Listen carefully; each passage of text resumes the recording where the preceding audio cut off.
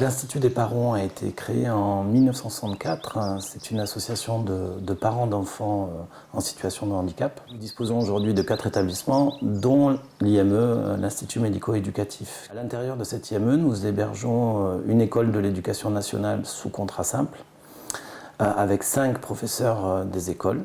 Et le projet de l'association repose essentiellement aussi sur ce qu'on a appelé la pédagogie corporelle, à savoir sur le site de l'Institut des parents.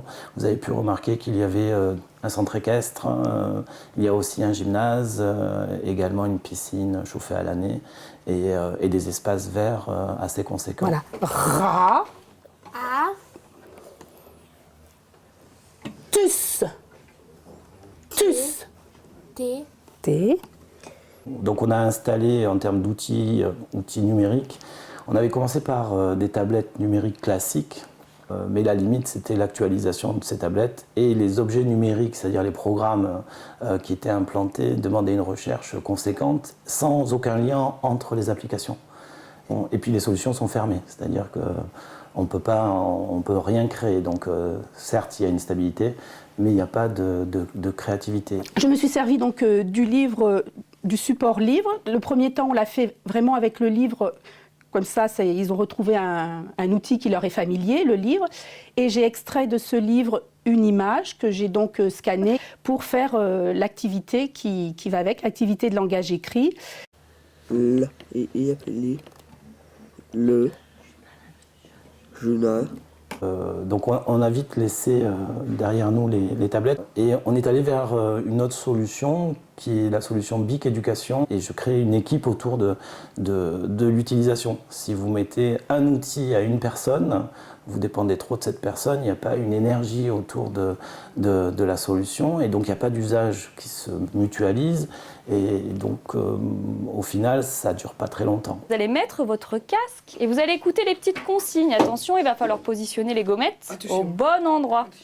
Vous vous souvenez, vous cliquez sur les petites flèches pour écouter à chaque fois. Un pauvre homme a l'air très fatigué. Il a sa tête posée sur ses bras croisés. Entoure-le en rose. Cette classe-là est un groupe de jeunes adolescents qui ont entre 14 et 17 ans et qui sont non lecteurs. Donc l'utilisation des ardoises BIC est importante pour cette séance-là et aussi l'utilisation des casques pour une activité de compréhension orale. Ils ont donc une image, une représentation d'une image de personnages qui se situent dans un parc et ils ont des consignes à écouter et à produire des gestes, mettre des gommettes à des endroits. Donc il faut qu'ils comprennent les consignes eux-mêmes, ils cliquent dessus, ils écoutent la consigne le nombre de fois qu'ils souhaitent. Donc ça permet pour chacun d'avancer en autonomie à leur rythme, d'être concentré, de se centrer et de ne pas avoir tout ce parasitage et une dispersion. Au niveau de la concentration, ils tiennent beaucoup plus longtemps que sur un support papier ordinaire, parce que justement, il n'y a pas les obstacles du papier, de l'écrit, éventuellement de la motricité fine, s'il faut découper, coller, des activités où ils ne sont pas toujours en réussite. C'est un groupe aussi qui a de grandes difficultés dans les activités motrices, autant découpage qu'écriture. Et avec le stylet, c'est une aide parce que l'écriture est plus fluide. C'est Polo. Très bien. Eh bien, c'est tout bon. Tu veux le refaire une fois ? Oui. Ce sont des enfants qui procèdent beaucoup par essais et erreurs. Et donc, ça leur permet de faire autant d'essais, d'erreurs qu'ils veulent. Mais à la fin, le travail qu'ils présentent, le travail fini, est propre. Et c'est beaucoup plus valorisant pour eux. Vous reconnaissez ? C'est l'exercice que vous avez fait. Vous n'allez rien dire. Vous allez juste regarder. Je vais faire l'exercice et quand j'aurai fini, vous allez me dire si je me suis trompée ou pas. Si j'ai fait une bêtise ou pas. D'accord ? Quand on a repris la correction collective au tableau, c'est moi qui ai fait l'exercice et c'est moi qui me suis trompée. Comme ça, ils n'étaient pas confrontés aux moqueries des autres, en leur disant qu'ils s'étaient trompés, qu'ils n'avaient pas réussi. Ils n'étaient pas face à leur propre échec.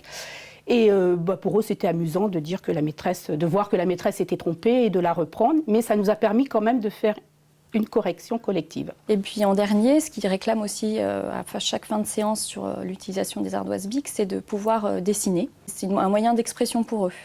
Mais pour certains, laisser une trace est assez complexe, c'est difficile pour eux, parce qu'ils ont du mal à se situer dans le temps et dans l'espace. Et donc du coup, sur cette ardoise-là, ils peuvent laisser une partie d'eux-mêmes et elle peut être éphémère, c'est-à-dire nous la montrer s'ils le souhaitent et l'effacer s'ils le souhaitent aussi. Donc c'est un côté réversible qui est pour eux très utile. D'ailleurs, pour faire le lien avec les parents aussi, parce que les parents, on est dans un IME, donc le prérequis pour entrer dans un IME, c'est la déficience intellectuelle. Et le fait de valoriser par des productions une fois par an, une fois tous les trimestres, eh bien on voit son enfant aussi autrement, et on le voit en capacité de progression. Et ça, c'est plutôt bien. Nous, on croit en eux, voilà, et cette solution aussi,